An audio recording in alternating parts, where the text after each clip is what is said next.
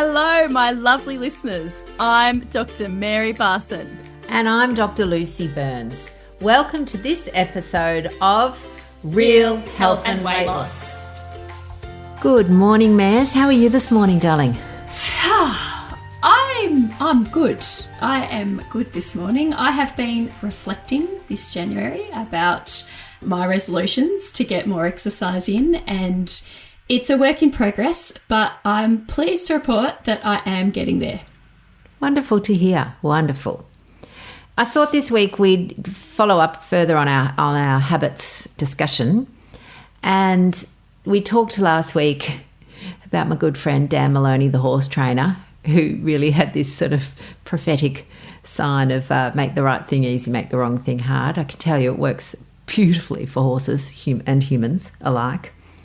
But this week I wanted to discuss James Clear, who has written a book called Atomic Habits. It's a fantastic book if anyone wants to read it. But in summary, he basically does an expansion on that Dan Maloney phrase. And we've sort of already discussed a few of these, but I just thought I'd summarise it for us. So again, we're talking about either adding in a helpful habit or letting go of an unhelpful habit. So if we're wanting to add in a helpful habit, there's basically four sort of ways we can do it. So the first one is to make it obvious, okay? And this is that thing we've talked about. And I often snigger to myself when I hear this, because one of my other intentions has often been to do gratitude journaling, and I go through times of doing it, and then what happens is I'll be in bed and I might wake up in the middle of the night and I think, oh, I didn't do it. It wasn't that I didn't want to, I just forgot. And part of that was because, you know, my diary is covered under 20 million magazines or something, and I just couldn't find it. So it was sort of not obvious. So if you're going to make a new habit, you do have to make it really obvious as to what it is that you're wanting to do. The second thing is to make it attractive, which is why things people do, like if they're doing journaling, they might buy a beautiful pen and a lovely journal, and they'll sit down and do it in a lovely room because it feels good, it feels attractive, it feels nice. It's why people buy exercise gear that's a little glamorous instead of just schlepping out in your old tracksuit and t-shirt, because again, it feels good. It feels like it's something that's fun to do. So making a little something in there to make it, I guess, a bit more fun for your brain. I like to say fun, really, probably more than attractive, because attractive makes you think of, you know, good-looking people or something like that. The third sort of point that he talks about is making it easy. And what that is, that's different to obvious. What it means is don't make a huge goal straight away. Don't say, I'm going to run a marathon in a month, because that's not an easy goal to achieve. You might make your first part of your habit is, I'm going to walk down to the end of the street and back, because no matter what the habit is, your brain is going to offer some resistance.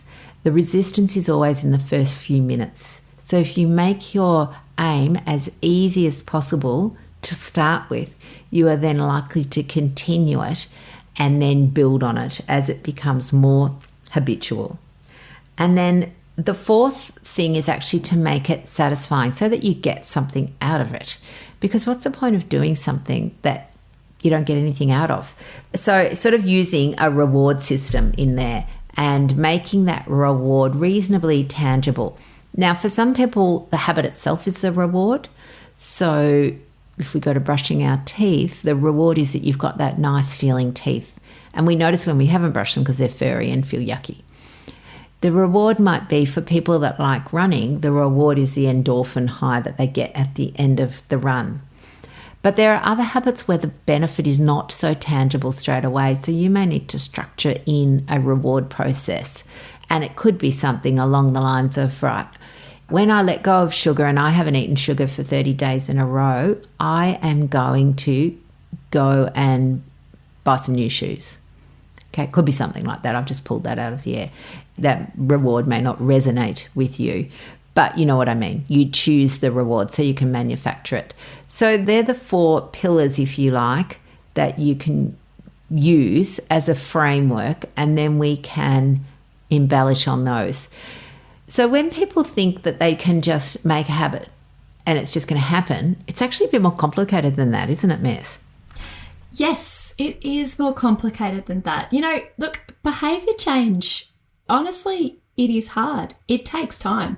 Look, if changing and letting go of unhelpful habits and having more helpful habits was really straightforward, we wouldn't be in the current situation we are now with, 40% of Australian adults having metabolic disease, with, about 1 in 2 people being unwell due to lifestyle factors.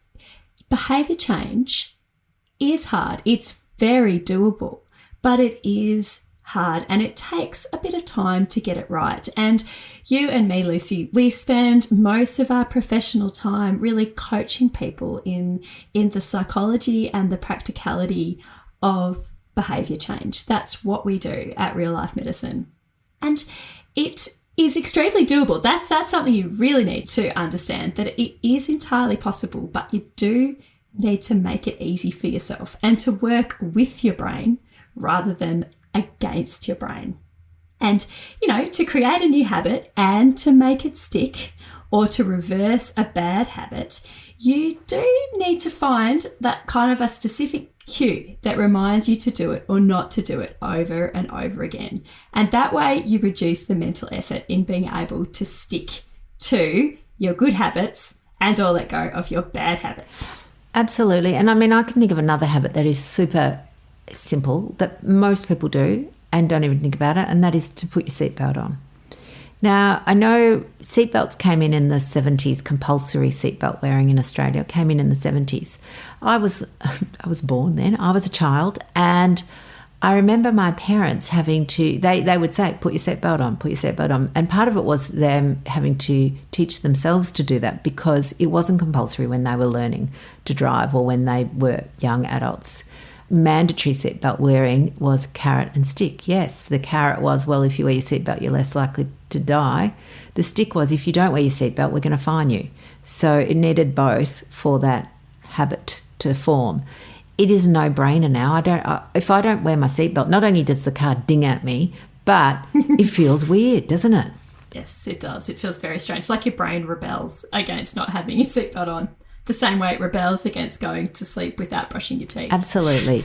So I think that's a really important point to understand, that when we are changing habits, that they do feel really, really uncomfortable at first, because what we're doing is changing direction in our brain. So we've got an automatic habit, and our brain is very resistant to changing that, no matter what our intention is at the start. And I'll give you a funny example. We were talking about this morning. So Mary stayed over at my house recently when we did our photo shoot for our branding photography, which was an absolute hoot of a day. And she stayed in one of my daughter's rooms, and the light bulb had blown, which I'd forgotten about. But every time we went into the room, we kept turning on the light, even though both of us knew the light bulb doesn't work, there's no point turning it on. Your muscle memory, your automatic thought is, when you enter a dark room, you turn the light on. So you have all the intention in the world to not turn the light on. You turn the light on, you go, oh, why did I do that? It's automatic. It takes ages for you to stop doing that. And in fact, we then usually eventually swap the light bulb and you stop doing it. But I think the thing about that habit is that at the time you might kind of do a bit of an eye roll and a bit of, oh my God. But it doesn't go on and on, does it? I'm still not berating myself for turning the light on, even though I know the light bulb's not there, which is really important to recognise, because that's kind of what we do when we're making particularly food habit changes. If we make a mistake, or we don't follow our plan, or we forget, or there's something that comes up, we go on and on, don't we, about how we can't do it. That's right. That's right. We can't expect to be completely perfect when we embark on new behaviour change straight away. It is going to take time. And that is why we love practicing and teaching self-compassion at Real Life Medicine. Absolutely. So if I wanted to make the habit of not turning the light switch on a bit more obvious, I would put a big sign out the front of that room going, light switch doesn't work, because that would be like a cue that would be a cue for me not to then use my arm to flick the switch on as I walk past through the door. So these are the sorts of things that you can do. I mean, maybe not for a light switch, but this is the sort of thing that people can do to put in really obvious messages to your brain when you're wanting to try something. I like to talk about 2 examples of ways that we can use our environment and triggers in our environment to support our behaviour change, to support healthy eating, to support healthy changes that will get us to where we want to go with our weight loss and our health. So, using triggers, we've used this word triggers and cues a few times. So triggers are basically kind of any stimulus that in our environment that sort of shapes our thoughts or our actions. And I'm going to give you 2 examples of how you can use triggers to really start changing your behaviour sustainably today if you choose. So the first one is stacking habits. Now, we have talked about how we all have got already established behaviours, habits, all of us. And we've talked about brushing your teeth and flicking on a light switch, but we've got lots of them. We've got getting up in the morning and putting the kettle on is a really commonly a very well-established behaviour for people. There's lots and lots and lots of these. And what you can do is you can take one of these habits that you've already got and stack a habit that you want to obtain onto that. So an example, this is me at the moment, I'm trying to get more exercise into my life. I might want to add exercise to my morning routine. So what I do is I brush my teeth in the morning. I will always brush my teeth in the morning. It's a very rare day where I forget to do that. So I actually do 20 squats. It sounds a bit weird, but I literally do this. In my pajamas, in the bathroom, I do 20 squats before I brush my teeth. And that way I have stacked the habit. And in order to help me remember that, I've put a Post-it note on my mirror. So that is one example of stacking a habit. I know I'm going to brush my teeth. I'm going to go into the bathroom and do that. And then if I do the 20 squats with my teeth brushing, it'll get done. That's a great one, Mez. I love that. Thank you. It's a good one. Yes. And, that feels really good. I wake up my glute muscles, which is really important for, back health. And, it's really good.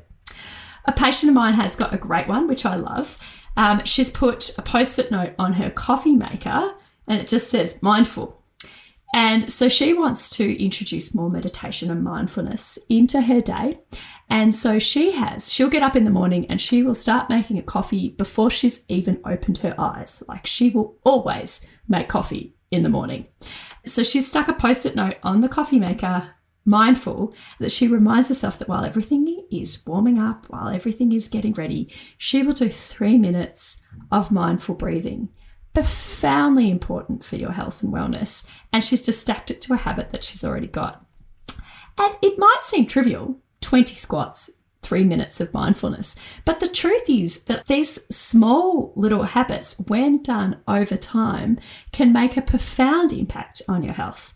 And we obviously know the reverse is true. We only spend, 4 minutes a day total brushing our teeth, 2 minutes twice a day.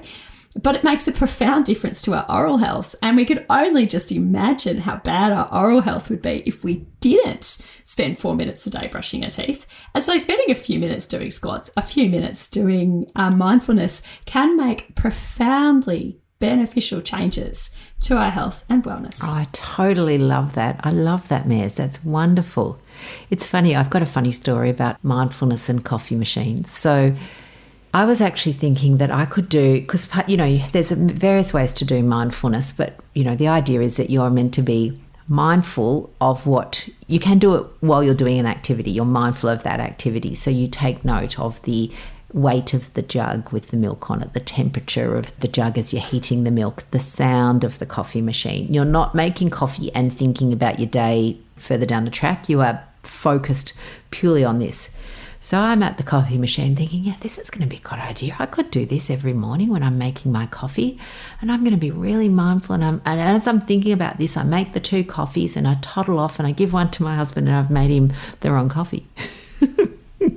So there I was thinking about being mindful, but not actually being mindful. I was still projecting into the future. So I was mindlessly mindful. But so after my little snigger, I did think, right, well, clearly actually living in the moment. I mean, we'll have to do a whole talk on mindfulness because it's wonderful, wonderful benefits for your health. But yes, there are opportunities all over the day, all over the week, all over your life to just add in another little 1, 2, 3 minute habit. And you're right, these little 1%ers all add up to incredible health benefits. They make all the difference in the world. And the second sort of way that I want to discuss how we can insert these helpful habits into our daily lives, and like we said, they can be quite small little insertions indeed, is scheduling. Schedule a specific time for the new behaviour in your calendar. And when you schedule it, first of all, you're writing it down, which is really beneficial. You're giving it a priority and you're making a little mini commitment. And of course, it doesn't matter if you don't do it perfectly every single time. It's all about just progress, not perfection. But scheduling in a time to do a habit. So for me, again, exercise, trying to be mindful with getting more of the exercise in my life.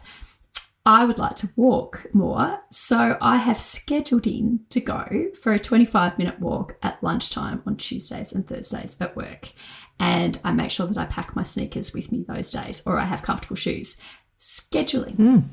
Another really stacking and scheduling. Well, I think that probably ties in a bit with my Italian habit. It's scheduled because I've committed to turning up to my Zoom classes every Wednesday morning, and I don't have to think about it anymore. It's just it's there and you do it.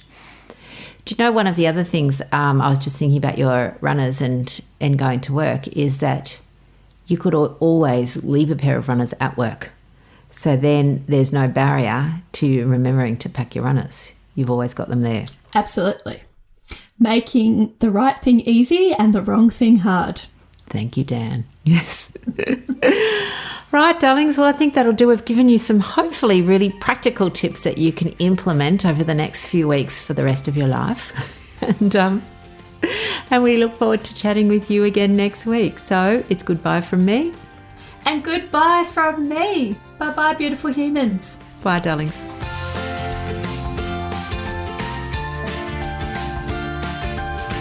So, my lovely listeners, that ends this episode of Real Health and Weight Loss. I'm Dr. Lucy Burns. And I'm Dr. Mary Barson. We're from Real Life Medicine. To contact us, please visit rlmedicine.com. And until next time, thanks for listening.